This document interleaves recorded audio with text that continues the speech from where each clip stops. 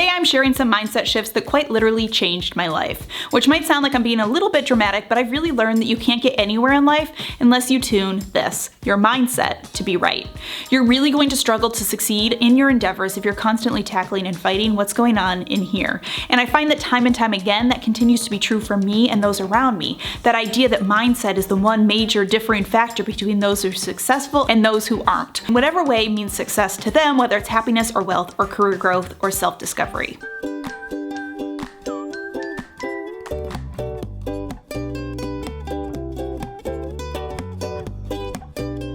Number one is you're never gonna feel like it.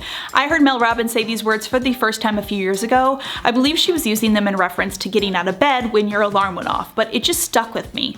So many things that we need to do, we don't want to, and yet instinctually we sit around waiting for motivation to strike to do them.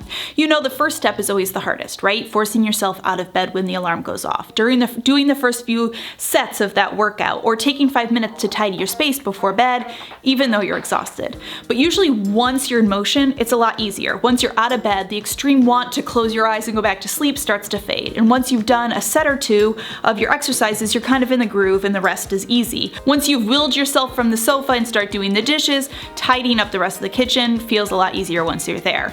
I always say that a body in motion stays in motion and a body at rest stays at rest. It's a lot harder to will your body to do something when you're at rest than if you're already in motion. And this mindset shift always gives me that little extra oomph that I need to get my body at rest into motion. I honestly probably say it to myself multiple times a day. When I finally put my kids to bed after a long day of momming it, I just want to sit down. I want to watch a show or like mindlessly scroll my phone for 15 minutes. I don't want to pick up the kitchen or tidy the living room.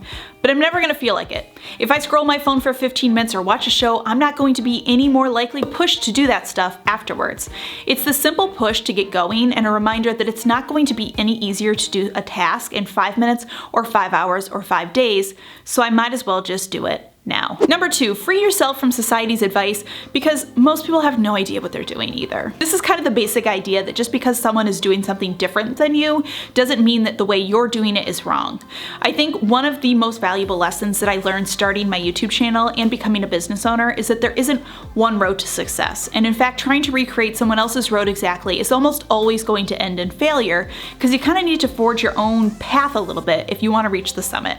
There are so many instances in life where we can look at what someone else is doing and be like, wow, they are doing that all right, I should be doing it like they're doing it. It's very easy on a daily basis to see other people and compare the choices you made to the choices they're making.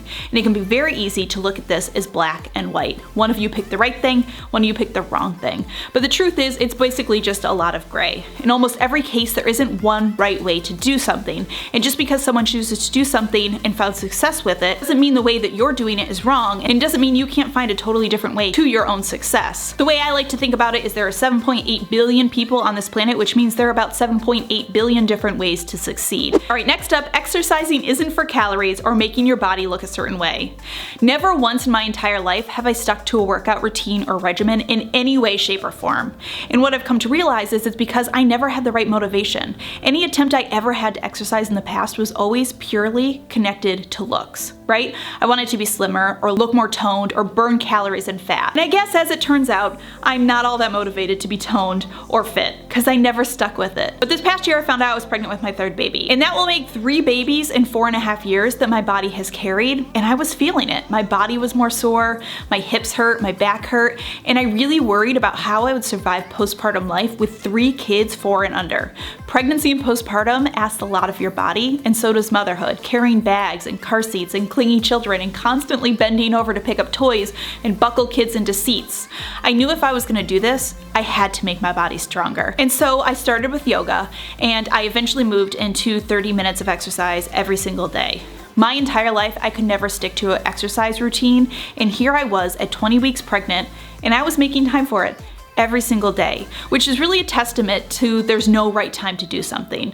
But it was the mindset shift of doing this for my body to make myself stronger, to be more capable, not doing it to look good or be skinny or be fit. Okay, a quick break to thank Fetch for sponsoring today's video. Now, Fetch is an app that I have told you guys about a lot because I have been using them for years now, maybe going on 4 years, because it's honestly just too easy to get rewards back on things that I'm already buying. Fetch is an app where you earn free rewards on literally anything you buy. You scan any receipt or e-receipt from your phone, you earn points, then redeem those points for hundreds of rewards. And you can get points from everything from your grocery shopping trip to a recent Amazon purchase. And rewards include everything from gift cards to Target, Starbucks, Amazon, and even Visa gift cards. It takes literally seconds and it's totally free to use. And since Fetch is cool enough to sponsor today's video, I have a great promo code for But First Coffee viewers. Use the code BFCoffee and get 5,000 points when you scan your first receipt. All right, next up, think bigger. In 2002, I started journaling for the first time. Specifically, I was doing some manifestation. Now,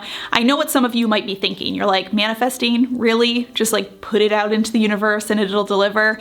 And I get it because that's how I thought about it too. I'm someone who just like believes very strongly in working hard and that you have control over your future through your actions. So thinking about manifestation this way always kind of just sounded like BS, but I've come to realize that that's not what manifestation is. The idea of manifesting really is just about losing the idea that you are stuck with what you've got, that life is predetermined, and instead it challenges you to change your own personal thinking, to push the envelope on what you can succeed and believe that you can succeed beyond what you originally thought.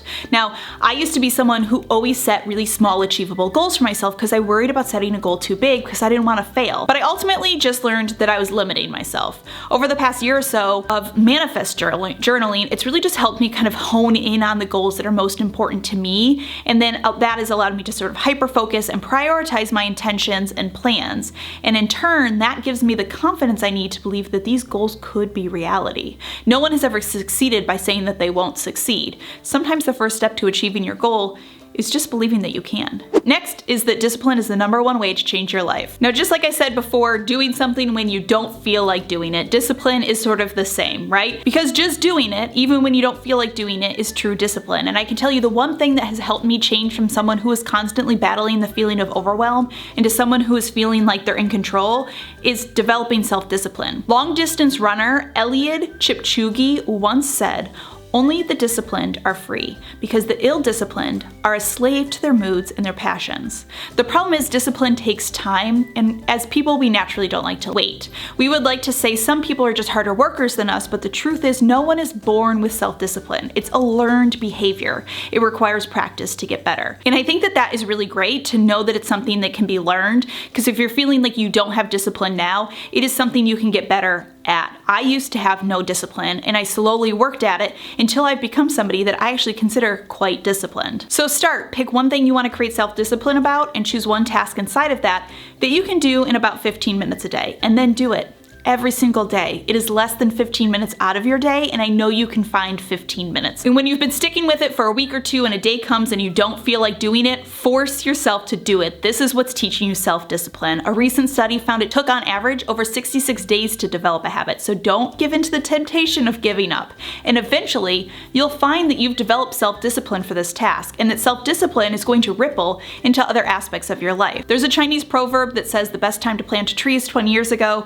the second best time is right now. My final mindset shift is don't take things personally. Okay, so yeah, this one is easier said than done, I get it. It's a mindset that I've really come to adopt in so many facets of my life that has been so beneficial. As humans, we are naturally self-centered. If someone seems upset, we're naturally going to think it has to do with us. If somebody is quiet, we assume it's because they're mad at us or they don't like us. But I've come to realize that 90% of the time or more, things never have anything to do with us. Even if someone doesn't like you, it probably is not really about you, and it's more about them. You know, there's that famous quote, "We don't see things as they are, we see them as we are." People see you through their own lens of their lives, which is totally different than your lens. They have different life experiences, different hardships, different goals, fears, values, accomplishments, and all of these things are going to play into how they view something. And so often their judgments of you say a lot more about that lens that they're viewing you through than you.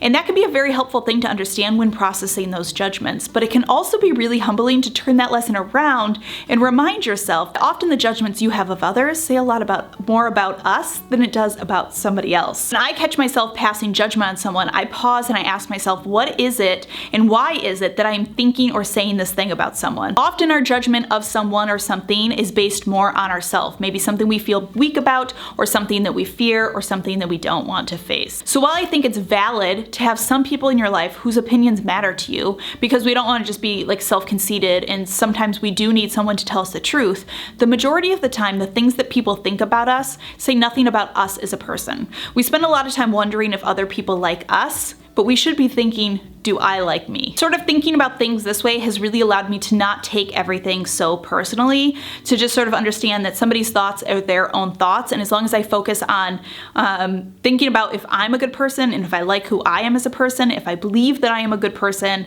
that's what really matters. All right, my friends, that does it. That is some of the most powerful mindset shifts I think that I have really adopted recently that have made the biggest changes in my life. Like I said, I think really what happens up here is one of the most important sort of defining factors to sort of where we're headed in life. I hope that at least one of these mindset shifts resonated with you in some way or another. If you have any great mindset shifts that you have adopted recently, let us know in the comments down below. I would love to hear which ones you guys have adopted recently that have really made an impact to you. But as always, thank you so much for stopping by and watching. I hope you're having a fantastic day. Remember to be kind to yourself and others, and I will see you all in my next video.